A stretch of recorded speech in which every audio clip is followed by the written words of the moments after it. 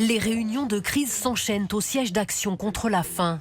Quid de l'impact sur le Yémen, sur la République démocratique du Congo?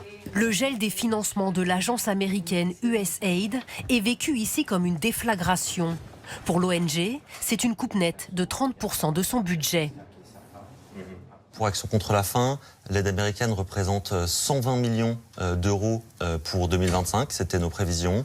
Donc une cinquantaine de projets dans une vingtaine de pays dans le monde. Conséquence immédiate, l'organisation qui intervient partout dans le monde a d'ores et déjà suspendu de nombreux projets, comme en République démocratique du Congo. Par exemple, pour la RDC, on avait 10 000 enfants qui étaient prévus d'être traités pour la malnutrition aiguë sévère, qui ne pourront pas être traités. Ces activités s'arrêtent, donc aujourd'hui, ils sont en danger de mort. Avec son budget annuel de 41,37 milliards d'euros, l'USAID représente à elle seule 42% de l'aide humanitaire mondiale. Une trentaine de grandes ONG françaises seraient directement impactées, Médecins du Monde, CARE ou encore Solidarité Internationale. Cette organisation perd brutalement 36% de son budget et se tourne déjà vers d'autres institutions, notamment celle de l'Union européenne, pour tenter de sauver son action.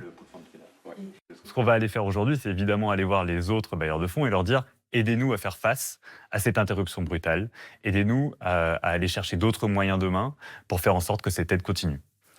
L'aide internationale américaine est officiellement suspendue pour 90 jours.